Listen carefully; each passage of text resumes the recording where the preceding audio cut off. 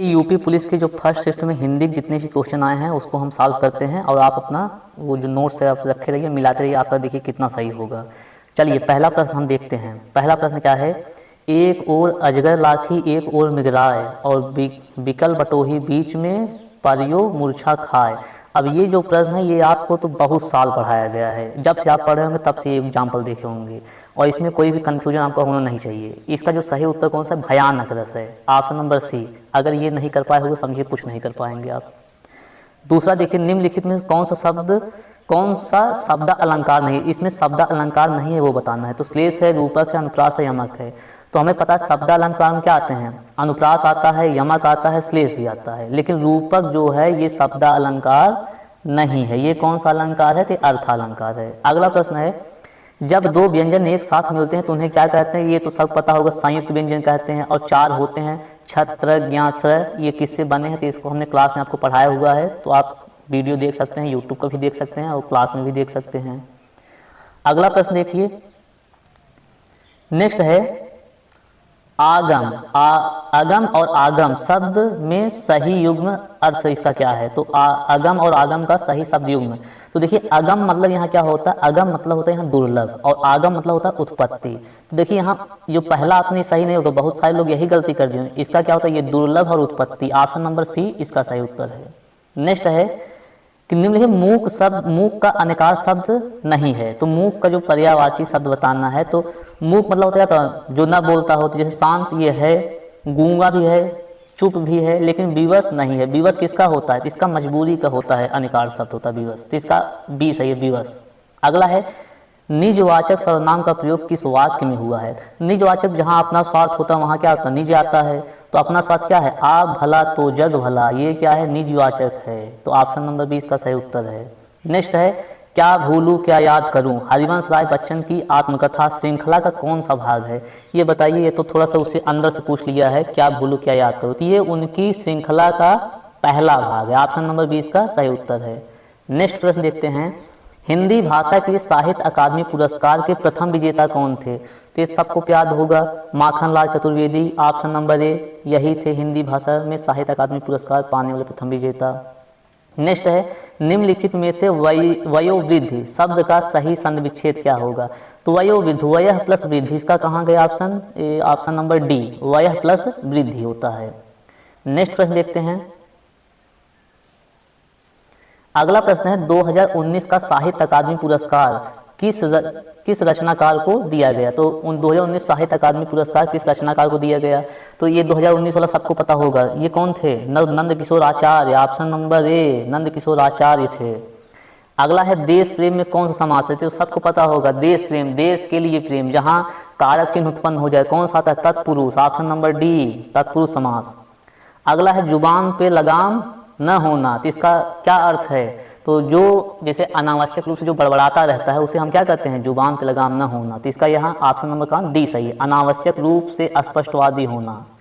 Next प्रश्न है, निम्नलिखित में से कौन सा अमृत शब्द का पर्यायवाची नहीं है, तो अमृत क्या होता है, सुधा, अमी, सोम, ये सब होता है, जीवन, जीवनोदक, ये सब होता है, लेकिन यहाँ क्षीर है, क्षीर किसका है, ये खीर का पर्यायवाची है, ऑप्शन नंबर डी इसका सही, अमृत पर्यायवाची नहीं है।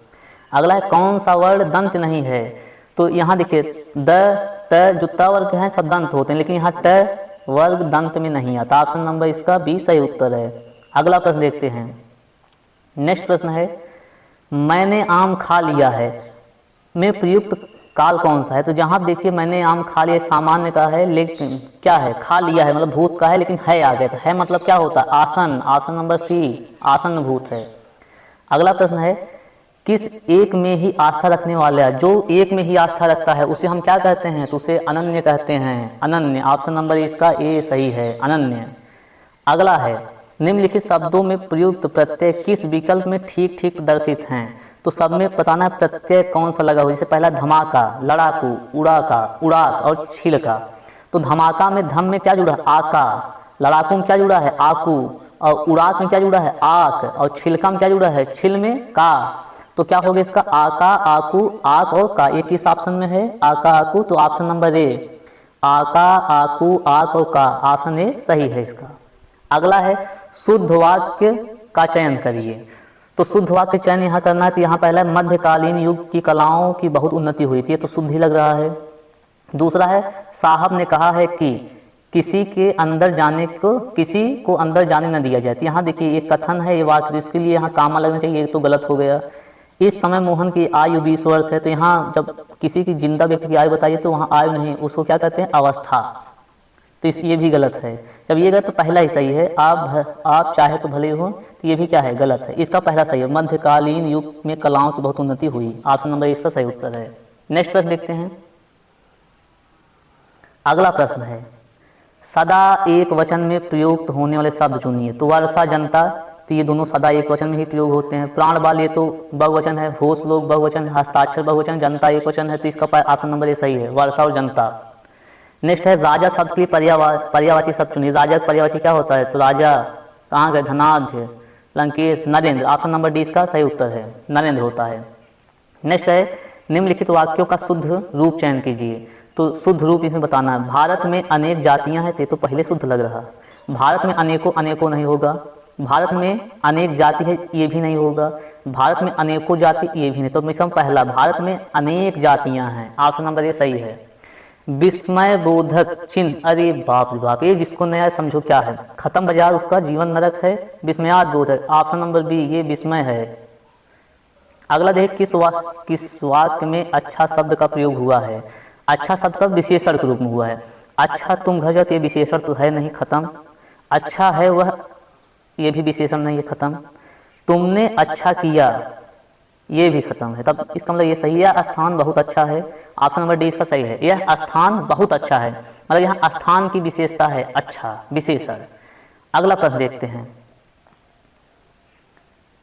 प्रेम सागर के रचनाकार कौन है। तो ऑप्शन लल्लू लाल। प्रेम सागर ये तो सब पता है, सुंदरदास का नहीं है, सज्जन लाल मिश्र नहीं, ये उस्मान भी नहीं, लल्लू लाल, नाम में ही लल्लू है, लेकिन अपनी प्रेम कथाओं सबको आश्चर्यचकित करते हैं। ऑप्शन नंबर ये सही है इसका। अगला प्रश्न है अनावर्त शब्द का समभिन्नार्थक क्या है। तो अनावर्त शब्द, अनावर्त मतलब क्या होता है, जो चीज न दोहराया गया हो। अना मतलब नहीं, वर्त मतलब दोहराया गया हुआ। ऑप्शन नंबर सी इसका सही उत्तर है। नेक्स्ट प्रश्न है निम्नलिखित में से कौन सा युग पुल्लिंग है। क्षेत्र, रीत, क्षमा, घटना। क्षेत्र, रीत तो नहीं है क्योंकि रीति रिवाज होती है। क्षमा होती है, ये क्या, क्षमा कर दिया करो, तो ये किसका, ये गलत है, स्त्रीलिंग। घटना घट गई, स्त्रीलिंग है। क्षेत्र, हमार क्षेत्र हो, हम के लायक दो, मतलब राजा में पहले लड़ते थे ना कि कातिया ये मेरा क्षेत्र, यहाँ पाँव नहीं रखना, नहीं तो पाँव काट दिए जाएंगे। ऑप्शन नंबर ए इसका सही है, क्षेत्र पुल्लिंग है। अगला है वह आई हो तो मेरा चिट्ठी उसे दे दो। अब यहाँ पहले क्या व्यक्त कर रहा है, संभावना। आई हो तो उसको पता है संभावना है, तो ऑप्शन नंबर डी संभाव्य वर्तमान है। असोच और असोच शब्द युग्म का सही विकल्प चुनिए। तो असोच मतलब वो क्या होता है, जो बिना सोचे। असोच मतलब जो बिना सोचे या बिना सोच के। असोच मतलब होते अशुद्धि, फूहर, दलिततापन, कुछ भी कहिए। तो इसका सही उत्तर कौन सा है आपको, यहाँ सी, बिना सोच के और अशुद्धि। नेक्स्ट है आग लगने में कुआं खोदना। बताइए ये सब तो भी कल के ही क्लास में हुआ। क्या होता है, संकट के समय बचाव के लिए सोचना। जो संकट आ गए तो उसके उस समय बचाव के लिए सोचना, कैसे बचें। इसका ऑप्शन नंबर डी सही है। अगला प्रश्न देखते हैं। अगला है जिसे सरलता से पढ़ा जा सके, जो सरलता से, सुपाठ, सरल मतलब सुगम, सरलता से, सुपाठ। Option number C. निम्नलिखित में से कौन सा शब्द में उपसर्ग नहीं है। तो उपसर्ग मतलब होता है जो किसी शब्द के पहले जुड़ के अर्थ परिवर्तित कर दे। तो इसे प्रभाव, भाव में क्या जुड़ा, प्र जुड़ गया, ये सही है, उपसर्ग लगा हुआ। ओढ़ना, ओढ़ में ना जुड़ा है। अपवाद, वाद में अप जुड़ा है। जय में परा जुड़ा है, तो इसका ओढ़ना में क्या है, ये उपसर्ग, ये प्रत्यय है, ओढ़ में ना जुड़ा है। Option number B. अगला है समास का शाब्दिक अर्थ। ये तो जीवन भर आप पढ़े होंगे। समास मतलब क्या होता है, संक्षिप्त करना, छोटा करना, लघु रूप करना। ऑप्शन नंबर सी इसका सही उत्तर है। अगला प्रश्न देखते हैं। अब देखिए गद्यांश है, गद्यांश आप अपने किताब में पढ़िए क्या है और इसका हम उत्तर बता देते हैं। पहला है आधुनिक मानव विकास को सर्वांगीण नहीं कहा जा सकता क्योंकि। तो इसका जो सही उत्तर क्या था, तो इसका उत्तर था ये साहित्य, धर्म, कला आदि। जो साहित्य धर्म, कला आदि मानव चेतना से निर्वासित होते। ऑप्शन इसका ए सही था।